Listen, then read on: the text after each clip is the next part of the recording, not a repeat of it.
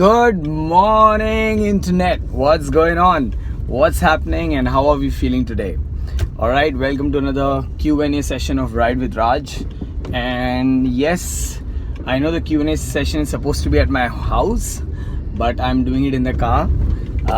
That's a joke, not exactly, because I can't read all the questions while driving. So before I go home or start the Q&A session, I think I will start the Q&A session here with a basic topic.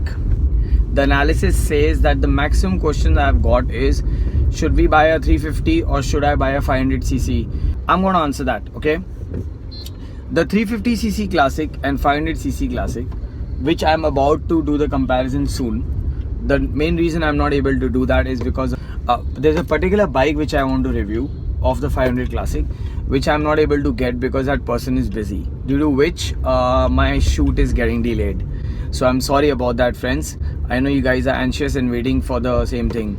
But anyways, I'll just do a brief. I won't go in depth about this whole 350cc and 500cc difference. Yes, price point makes a difference, definitely. If you're thinking that 500 is expensive, then go for 350cc. If you really like the Classic's look, which 80% people are crazy for Royal Enfield Classic is because of the look. Alright, if you're going for the looks, both look the same, nearly the same. Only the engine cubic capacity is different. Alright, and I must tell you, if you sit on a 500cc compared to a 350cc, the 500cc is a little lower than the 350cc. The handlebar is different. It looks the same, but no, it's not. It's different. I've had both the bikes, so I know they're different. If you're looking for pickup, power, obviously the 500 is better. And if you are planning to go for rides, regular rides, not once in a blue moon type of a ride, you can go for 500. Yes, I have got a lot of questions which says that the EFI is not that great of the 500 Classic. But I'll tell you, friends, I have people who have contacted me even after having a carbureted engine and they have a problem in their carburetor. Every time there is a kachra in the petrol and the carburetor is always doing a missing sound and they have to go and get it cleaned every time. Alright, see, Royal Enfield comes with problems. We all know that. It does come with problems. It's not a bike which will never ever have a problem. I think that goes with every brand. Alright, like the Harley Davidson heats up a lot, you know. So that happens because it's a freaking high powered motorcycle. So I feel that 350 and 500 is completely a choice difference. It's got nothing to do with you know, that 350 is better than 500. I had a FZ Yamaha. Alright, it never gave me a problem at all. It was such a quick start thing. It was more like a scooty for me. Alright, but don't expect that from Royal Enfield. Really don't expect that from Royal Enfield, because Royal Enfield can have issues, but that's what Royal Enfield is all about. It's mechanical. It's got issues. If you keep a Royal Enfield for a long time, you become like a mechanic. I can sense what is wrong in a Royal Enfield by just you know, riding it and saying, okay, the tepid noise is a lot, we should do something about it. Yeah, so 350 and 500cc both are great bikes. Okay, it's just a preference. Okay, I feel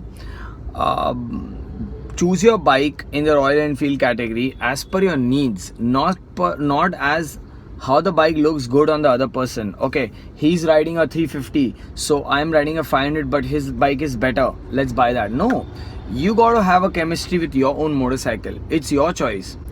There are so many people who don't like the Continental GT. I met them on road. They look at me, they're like, oh, why did you buy this? They don't know the technology behind it. They don't know that it was actually designed to be a bike which should be exported, you know. And that's the reason I purchased it.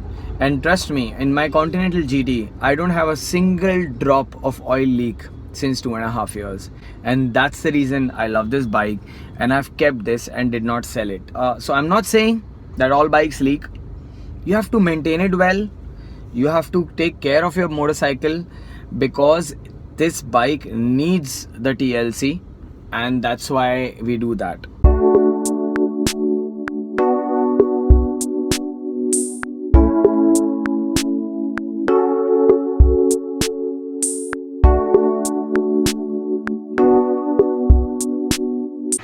Hello people, what's going on, and welcome to another Q&A session with Ride with Raj. Yes, I'm wearing this t-shirt because this was gifted on my birthday, and if you want to see what gifts I got on my birthday, then stay tuned till the end of the video. You'll be seeing the clips in the end. Alright, so now let's get starting for the Q&A session and all the questions, and I hope I do justice to all your answers. The first question goes as from Pritish Bhalla.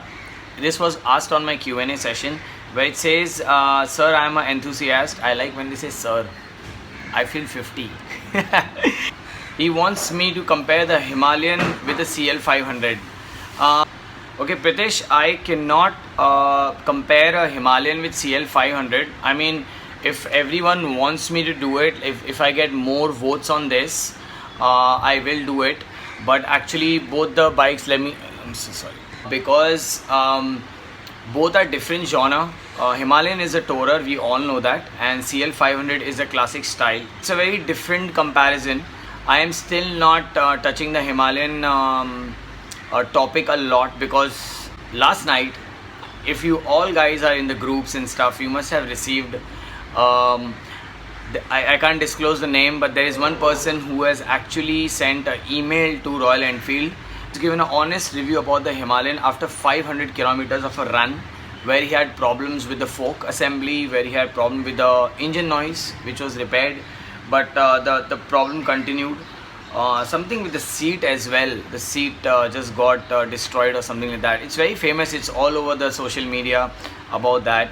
I don't know how much that is true or how much this is real, but I think the Himalayan review, I'll be holding it back till I actually get the bike. But Himalayan is quite a new bike, and if you have seen my previous video, I have done a little test ride.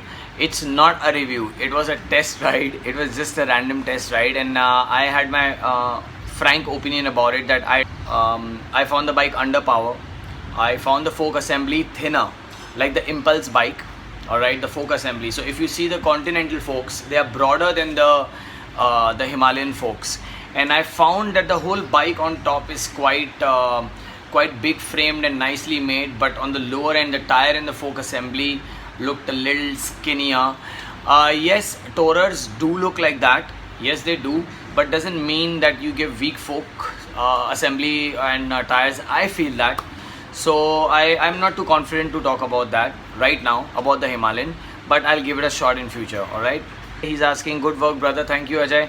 And he said that I have a standard 500 and planning to get a megaphone exhaust. I don't actually suggest a megaphone on a 500 standard. I mean, standard is the old school retro style motorcycle which we all look for. A megaphone wouldn't do justice to it. But there are some other good silencer which has great thumb, so you can check that out. There is Indore, there is Gold Star, there is Chota Bottle. There are a lot of exhausts which you can check that out. I don't suggest megaphone, Ajay. I hope that doesn't disappoint you, but that's my honest opinion. A lot of questions on my previous Q&A I have answered in the comments itself. Alright, so I am moving on. Rudradev Thakur told me in his comment, man, the girl in the car wanna ride with you. Yes, there was a girl who told me that, can I ride with you? And I told her I have a solo seat, I can't. And I think she was pretty drunk. So I was going for Lonavala ride. I was not planning to do that. So yeah, that's the answer to that. Yeah, Keyur, that was a good one. Keyur mentioned that he saw my vlog, and he did like the comment where I said that I get anxiety before a ride or any adventurous trip I do. I don't get sleep very nicely. It's always like that. So if I have a ride, I'll never get a sleep at 10 in the night and get up very fresh in the morning. I mean, I do catch up for 4-5 hours of sleep, but the anxiety keeps me up, and I have Keyur who has the same. So Keyur, that's a hands up to you. Alright, the next question is from Deepak Navi Mumbai vlogger. I think he's a vlogger. Hey, what's up Deepak? And good to see a vlogger with me. I'm also a new vlogger, so good to catch up with friends who vlog. And well, it says, Raj, please help me as I'm confused between the Royal Enfield 350 Classic and UM Commando. Please help me, which bike should I buy? Quite honestly, Deepak, I don't know much about Commando. I saw that bike in the India Bike Week. I really liked it, but I thought it was very accessorized.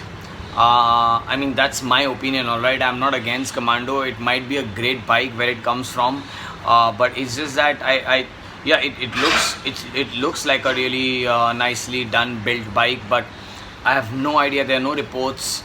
I don't have one given to me to review it. If I would actually ride it, feel it, I would give a very frank opinion about it. But I'm so sorry, in Commando I can't really help. It's a new bike. I know that it's in the market, but I think let's wait for a few of them to come down, and then I can test ride and do that. If you want, I can do that definitely.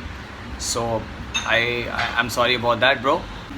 Okay, so the next question is for Prince. Prince says that, hey, please give a full video on diesel wash. Well, Prince, a diesel wash full video will be a little difficult, but yes, I'll try to capture that. And quite honestly, that was my first video in my entire life on YouTube, was my bike wash, which was just done like that. That was upcoming vloggers feel that, yeah, I used to always love a bike wash. And then I said that if I have that feeling, I'm sure other bikers will also have. So I just posted that video, and that's where my vlogging journey started actually. So yeah, I will try to give a proper detailing about a diesel wash, that which parts should be forced with diesel, and do that. But diesel wash is a must, guys. For Royal Enfield, it's a must, right? This video is mostly dedicated to Sohan Subham. Alright, he has like lot of questions, very technical ones. Well, he says, which one could be the best for the city and tour? CL500, Continental GT, RE Himalayan. Second question, which one is the best in thumping? CL500, Continental GT, or the Himalayan? Third question, what is the disadvantage while touring in those bikes? CL500, Continental GT, and RE Himalayan. Fourth question, do all RE have same heating problem before the first servicing? CL500, Continental GT, or RE Himalayan? Well, Soham, I will answer all your questions. I'll at least try to answer all your questions. Alright. So the first question is, which one could be the best for city and tour? CL500, Continental GT, and RE Himalayan. Okay. We know all three are different genres. In my last Q&A, I did mention that they all three have different chassis. They all are different. Okay. But I'll be very frank. For touring, I really feel Himalayan does justice.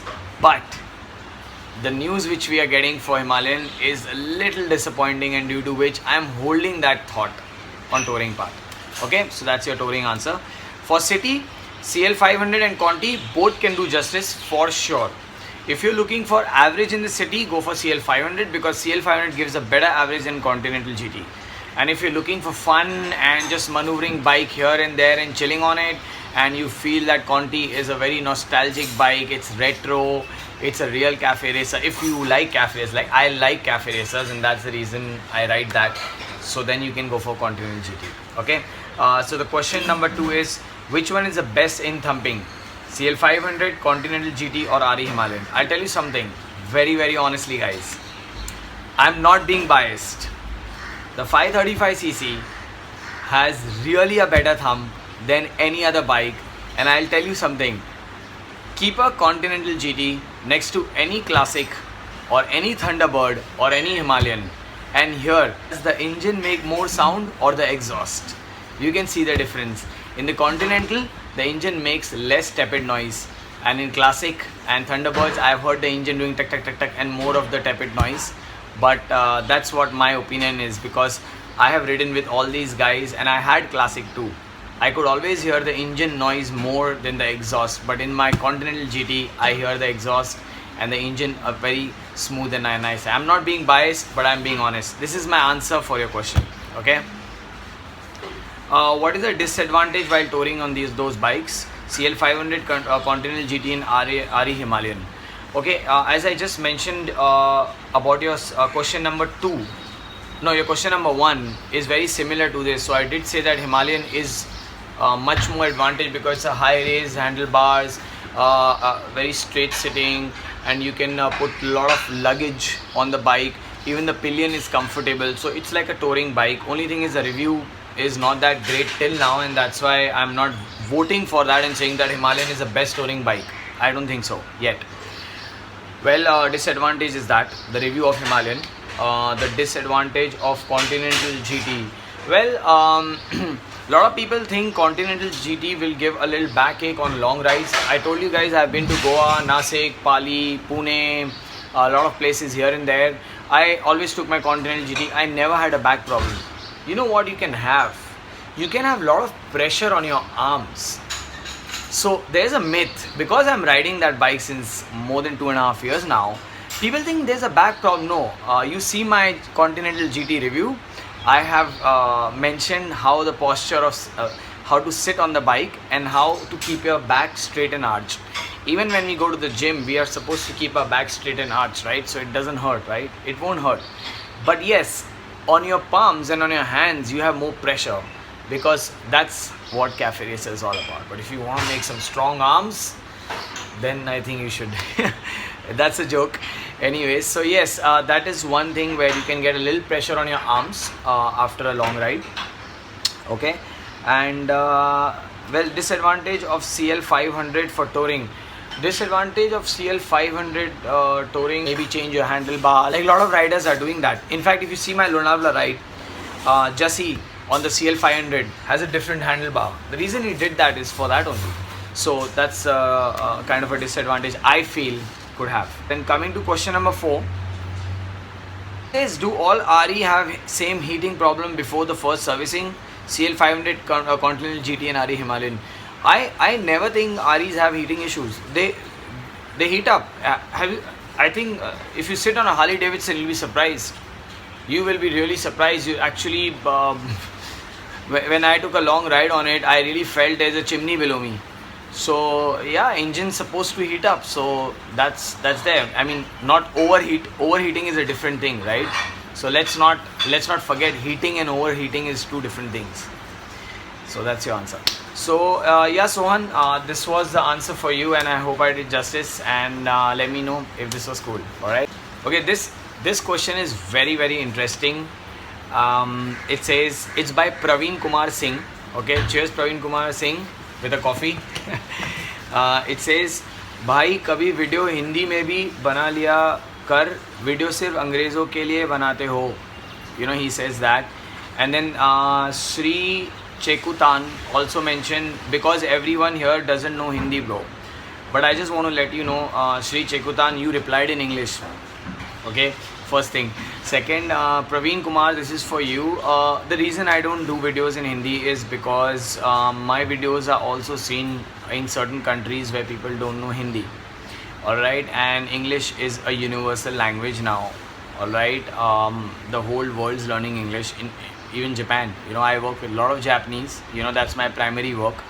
And when I work with them, even they are learning English now. So English is such a universal language that at least some people can understand what I'm trying to speak. If I make it completely Hindi, I'm being very biased only to India. And I'm a universal guy. I don't do this differences between country to country. So I understand, Praveen Kumar, where you come from, and you're right that there are a lot of people who would like the videos to be in Hindi. But I'm so sorry, I will continue in English so that everyone can see my videos, in spite of not only in India, you know, everywhere else as well. So I hope, Praveen, that's fine with you, and Shri also. And yeah, so that's about it. Okay, this question is about Continental GT, and it's from Mimo Ali. Mimo Ali, very, very nice question. I'm damn surprised you could get that observation, because I know about that. Well, you have mentioned that awesome as always. By the way, thanks for the compliment. I would like to know if your GT makes a cut sound in front of the hardener suspension area while it goes through a pothole and like. So Mimo, if you see my Continental GT review, I have done the pros and cons, and this is the problem which I have mentioned in my review that makes that cut noise. And I answered you about my review, but now I'm answering you why that happens. Is Well, the fork assembly of a Continental GT is shorter than any other bike. It was actually made like that so that the whole aerodynamics of the bike is in place. And I did check with Royal Enfield a year back about that noise, and they said yes, that comes because the distance is less, it's shorter. So we have to be just careful when we go to the potholes. There is you've asked me, is there any cure about it? No, there is no cure about it. You cannot do, unless you are going on an off track and using it as a dirt bike. That's a no-no. So yes, just be careful on the potholes. Go really slow on the potholes. That's one thing in Continental GT which you'll have to do, and that's what I've mentioned in my review. So to avoid the cut noise and to avoid the fork touching till the end of the brackets, it's better that you go a little slow on the potholes. That's the only solution, what I feel. Unless Royal Enfield comes with the new Continental GT with higher range of fork assembly, which is kind of not possible because they've designed the whole bike that way. So I don't think so. That'll be the case. Okay. I hope I did justice to all the questions asked, and let's keep riding and let's keep doing these videos and see my gifts, what I got.